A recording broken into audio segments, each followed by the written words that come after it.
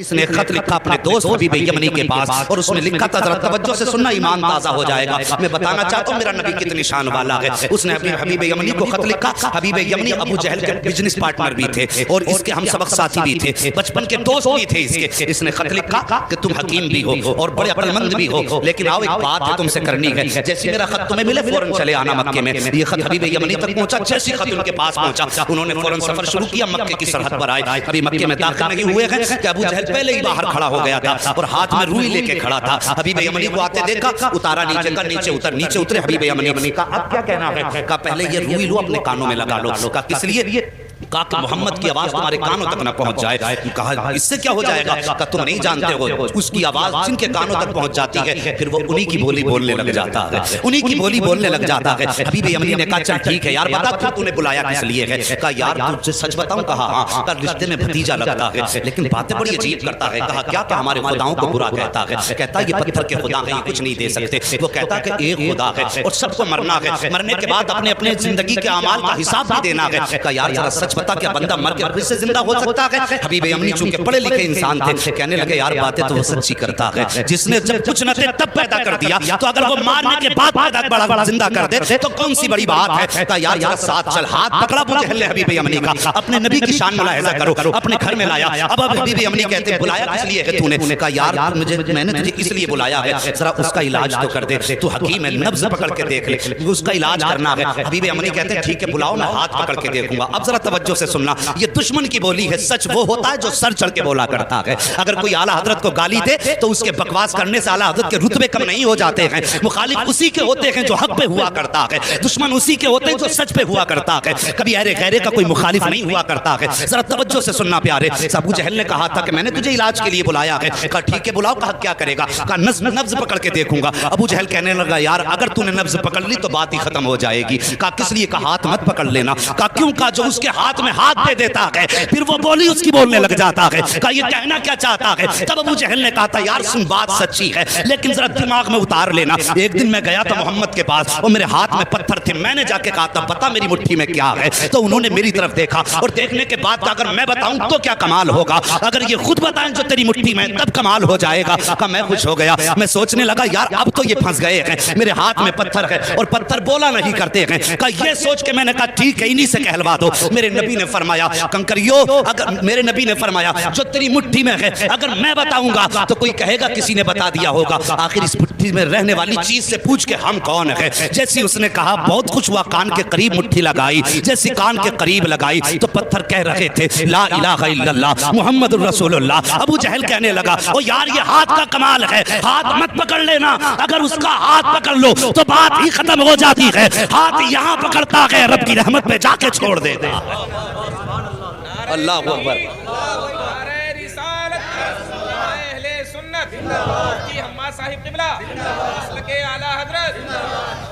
ہاں صاحب کہا کہ ہاتھ مت پکڑ لینا۔ کہا ٹھیک ہے پھر؟ کہا پھر اگر ہاتھ نہیں پکڑنا تو کم سے کم اس کی آنکھوں میں جھانک کے دیکھوں گا، آنکھوں کے ذریعے بھی بیماری کا پتہ چلتا ہے۔ یہ ڈاکٹر لوگ بیٹھے ہوئے ان سے پوچھئے آنکھوں کے ذریعے بیماری کا پتہ چلتا ہے، اور یہ علماء اکرام ہے بڑے بڑے علماء، ان سے پوچھئے کہ جادو اور آسیب کا پتہ بھی آنکھ سے چل جاتا ہے۔ تو کہنے لگے ٹھیک ہے پھر آنکھ میں جھانک کے دیکھوں گا۔ کہا اس کی آنکھوں میں آنکھیں مت ڈال دینا۔ کہا کس لیے؟ کہا اگر آنکھ سے آنکھ ٹکرا گئی تو کام ہی ختم ہو جاتا۔ یہ دشمن کہہ رہا کہ آنکھ میں آنکھ مت ڈال دینا۔ کہا پھر؟ کہا اگر آنکھ سے آنکھ ٹکرا گئی تو قصہ ہی ختم۔ کہا کیا ہو جاتا؟ کہا ایک بار بلال کی نظر پڑ گئی تھی محمد کے چہرے پہ، پورے مکے نے مارا، یہاں تک کہ جسم سے خون بہا، کھال جلائی، چربی پگھل کے جلی۔ میں نے کئی بار مار کے کہا تھا محمد کا دامن چھوڑ دے۔ کہنے لگا اس کی آنکھوں کا کمال یہ ہے کہ جب سے اس کی نظر محمد کی نظروں سے جا کے ٹکرائی ہے، دنیا کا ظلم ایک پلے میں، بلال کی ہمت ایک پلے میں، وہ دنیا چھوڑنے تیار ہے، محمد کو چھوڑنے تیار ہی نہیں ہوگا۔ بس آنکھیں بھی مت دیکھ لینا۔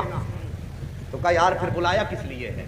ہاتھ بھی نہیں پکڑنا ہے، آنکھ میں بھی نہیں دیکھنا ہے، بلایا کیوں ہے؟ کہا پھر ایسا کر خوشبو سے پتہ لگائیں گے۔ کہا تو پھر ٹھیک ہے تو کام ہی نپٹا دے گا۔ کہا پھر؟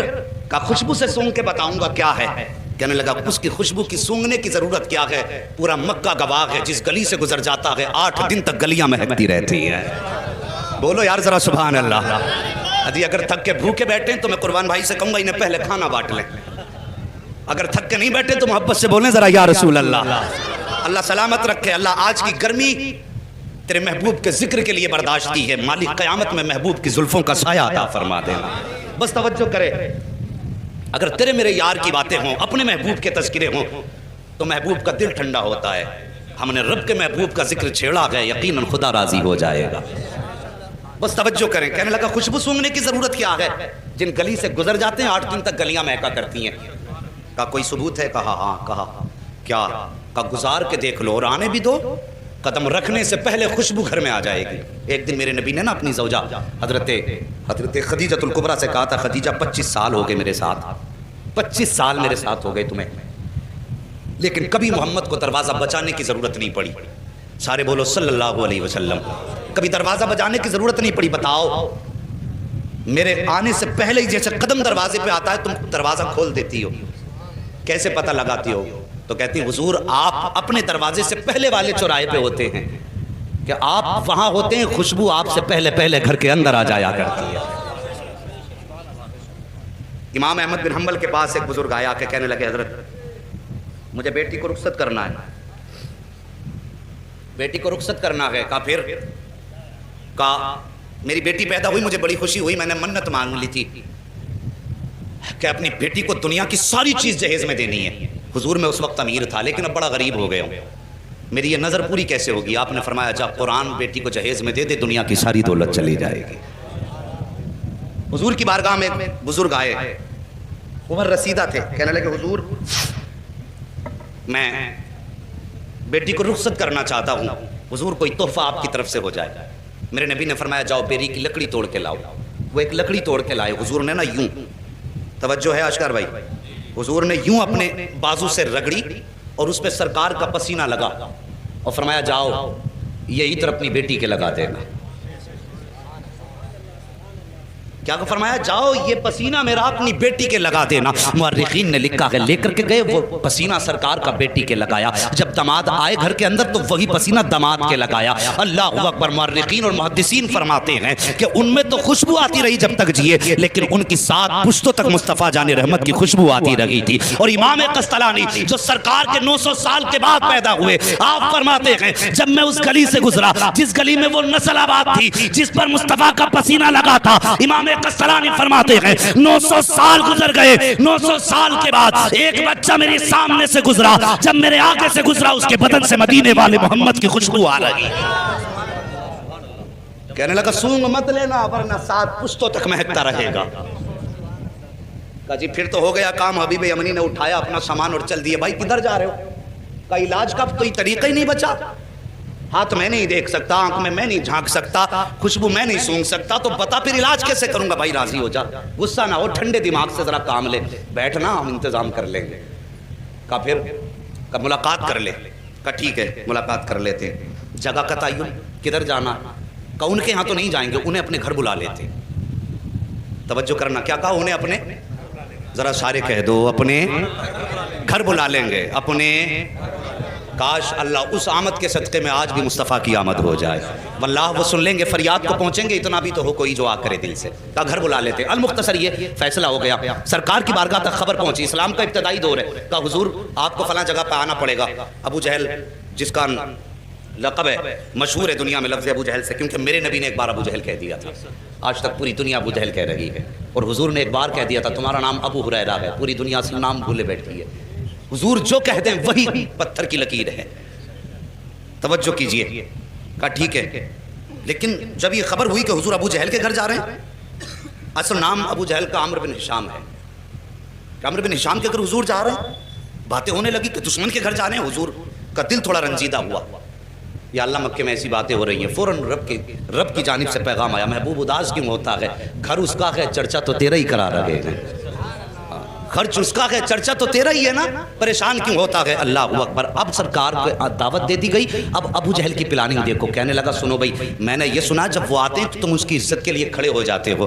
آج وہ آئے نا تو کوئی کھڑا مت ہو جانا, اپنی جگہ سے مت اٹھ جانا, تاکہ انہیں لگے کہ ان کی اوقات کیا گئی. اسے معلوم نہ تھا آج پالا کس سے پڑ گیا ہے, یہ جانتا نہیں تھا آج کس سے پنگا لے رہا ہے. کہا اٹھنا مت, تاکہ انہیں اپنی عزت کا پتہ چل جائے. لیکن یہ اپنی پلاننگ کر رہا تھا. ادھر رب نے فرمایا جبریل جی رب جلیل. کہا کیا کر رہے ہو؟ کہا رب حکم हुक्म फरमा दे। कहा आज अबू जहल के घर में प्लानिंग हो रही है, महबूब आए तो फिर किसी को उठना नहीं है। कहा जाओ फरिश्तों की जमात साथ लेके चले जाओ, और जितने बैठे हैं ना अबू जहल, उतबा, शैबा, बड़े बड़े दुश्मन, सबके पीछे जाके एक एक फरिश्ता खड़ा कर दो। जैसे महबूब पहुंचे और जो उठना ना चाहे, जिब्रील तेरी जिम्मेदारी है, कान पकड़ के उसको सीधा खड़ा कर देना। आज भी लोग भौंका करते हैं कि सलाम खड़े होकर क्यों पढ़ते हो? क़याम ताज़ीमी ये रब कराता है, और क़याम ताज़ीमी से रोकना तुम्हारे बाप अबू जहल का काम था। उन्होंने कहा खड़ा नहीं होना किसी को भी, और रब ने फरमाया देखूं आज कौन खड़ा नहीं होगा, महबूब मेरा, जिसे मैं चाहूंगा वो खड़ा होगा। अल्लाहु अकबर। जब जब नबी को दुश्मनों ने घेरा है, तब तब मदद के लिए जिब्रील आए हैं।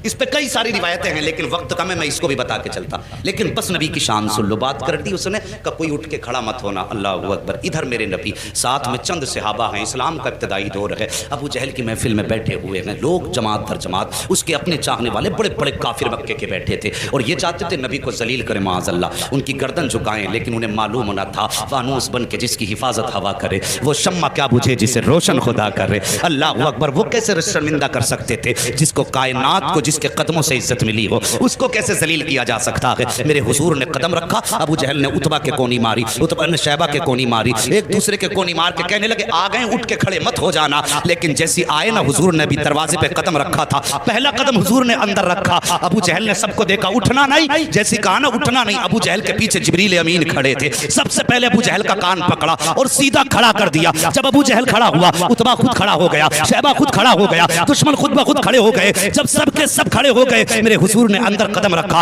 आए इज्जत से अपनी जगह पे बैठे, और बैठने के बाद फिर पूरी जमात पे एक निगाह डाली। जब निगाह डाली, एक दूसरे को तक रहे थे। उतबा शैबा से कह रहा था यार क्यों खड़ा हो गया, शैबा उतबा से कह रहा था तू क्यों खड़ा हुआ। सब मिलकर चौधरी अबू जहल से कह रहे थे तुम क्यों खड़े हो गए। वो कह रहा था यार मुझे खुद नहीं पता चला मैं कैसे खड़ा हो गया हूँ। मेरे हुजूर बैठे हैं, और बैठने के बाद फिर मेरे आका ने फरमाया था छोड़ दे इसके कान। इतना कहा ना, धड़ाम से अबू जहल नीचे गिरा। जैसे नीचे गिरा, हबीब यमनी कहते ओ हबीब यमनी ने कहा था अबू जहल पता चल गया है कि सच्चा कौन है, झूठा कौन है। तेरे खड़े होने ने बता दिया है कि झूठा तू है, सच्चा रब ने महबूब को बना के भेजा है।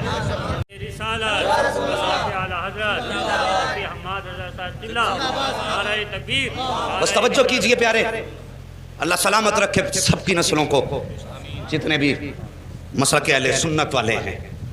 बस तवज्जो कीजिए। बैठ गए, हबीब यमनी कहने लगे मुझे इसने बुलाया है, और इसलिए बुलाया है कि सुना है आप ऐसी ऐसी बात करते हैं। मेरे नबी ने फरमाया हाँ मैं अल्लाह का रसूल हूँ, खुदा एक है, उलू ला इलाहा इल्लल्लाह तुफ्लिहू इन्नी रसूलुल्लाह। हाँ मेरे नबी ने फरमाया, उस हज़रत हबीब यमनी अभी ईमान नहीं लाए थे, कहने लगे अच्छा अगर आप नबी हैं तो ये तो मैं भी जानता हूँ कि नबी जादूगर का जादू आसमान पे नहीं चलता है, सिर्फ ज़मीन पे चलता है। इसका दावा ये कि आप जादूगर हैं। मेरे नबी के बारे में कहने लगे कि अबू जहल का दावा ये कि आप जादूगर हैं, लेकिन मैं ये जानता हूं कि जादूगर का जादू जमीन पे चलता, आसमान पे नहीं। और नबी वो होता है जो दिल के हाल जानता है। आज बदमज़हब बदअकीदा लोग कहते हैं कि हुजूर को पीठ के पीछे की खबर नहीं। हबीब यमनी ईमान लाने से पहले जानते हैं नबी वो होता है जो दिल की बात जानता है, जो राज जानता है, वो नबी होता है। ये हबीब यमनी कह रहे हैं। कहते हुजूर इसलिए मेरे दो सवाल हैं, दो सवाल याद रखना। हबीब यमनी क्या कहते हैं मेरे, बोलो सारे बोलो, मेरे दो सवाल हैं। एक सवाल मैं करूंगा, जवाब आपको देना है। दूसरा सवाल भी आप करेंगे, जवाब भी आप देंगे। ये दो बातें कही हबीब यमनी ने, इतनी बात कही। मेरे नबी फरमाते हैं ठीक है बताओ पहला सवाल करो। कहा मैं जानता हूँ कि जादूगर का जादू आसमान पर नहीं चलता। अगर आप नबी हैं तो चलिए चांद के दो टुकड़े कर सकते हैं आप।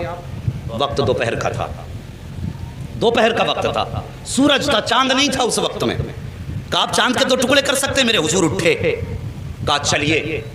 हुजूर आगे आगे, हबीब यमनी पीछे पीछे, अबू जहल सबसे पीछे। जब हुजूर चलने लगे ना, अबू जहल ने यूं गर्दन झुकाई, चेहरा उतर गया।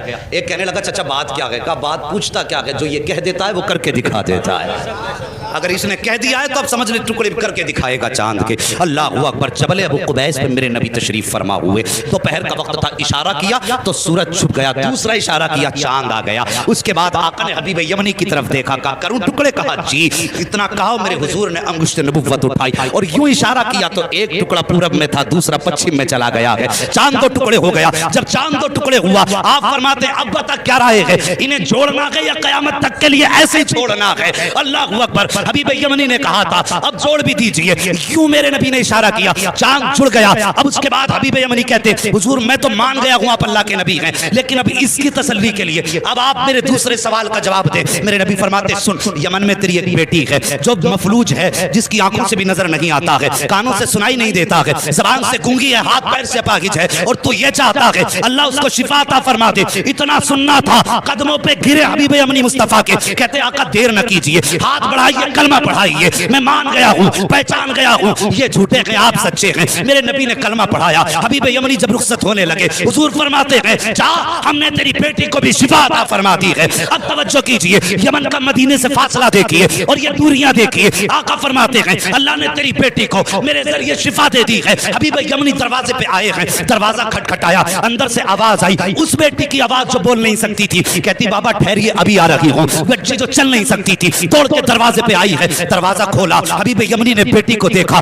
زارو قطار رونے لگے. فرماتے بیٹی یہ کیسے ہو گیا, کیسے ٹھیک ہو گئی؟ بچی نے کہا تھا بابا دوپہر کا وقت تھا, میں لیٹی ہوئی تھی, لیکن اچانک شور ہوا کہ اندھیرا ہو گیا ہے. اندھیرا ہو گیا کہ بابا مجھے تو نظر نہیں آتا, لیکن جیسے شور ہوا اندھیرا ہو گیا. میں یہ سمجھی رات ہو گئی ہے, میں لیٹی, میری آنکھ لگ گئی. کیا دیکھتی ہوں, خواب میں بڑے حسن والا چہرہ, بڑی خوبصورت وجاہت والا ایسا چہرہ تھا بابا کہ نظر پڑنے کے بعد ہٹنے کا نام نہیں لے رہی تھی. وہ میرے خواب میں آیا, اس نے آ کے میرے سر پہ ہاتھ رکھا. بابا ہاتھ لگنے کی دیر تھی کہ میرے پورے بدن کو اللہ نے شفا بخش دی ہے, اور بابا مجھے کلمہ بھی پڑھا کے گیا ہے. اللہ اکبر. اتنا سنا, بیٹے کے سر پہ ہاتھ رکھ کے حبیب یمنی روئے اور کہتے بیٹی میں بڑے نصیب والا ہوں, جس کی تو بات کر رہی ہے میں اسے دیکھ کے بھی آیا ہوں, اس کے ہاتھ میں ہاتھ دے کے بھی آیا ہوں, اور اس کے شہر میں کلمہ پڑھ کے آیا ہوں. تب بیٹی نے رو کے کہا تھا بابا نصیب والے آپ نہیں ہو, بلکہ آپ سے زیادہ نصیب والی میں ہوں. کہا بیٹی کس لیے؟ کہا آپ جا کے اس کے شہر میں گئے ہو, تب کلمہ پڑھا ہے. میں کتنے نصیب والی ہوں کہ وہ میرے گھر آ کے مجھے کلمہ پڑھا کے گیا.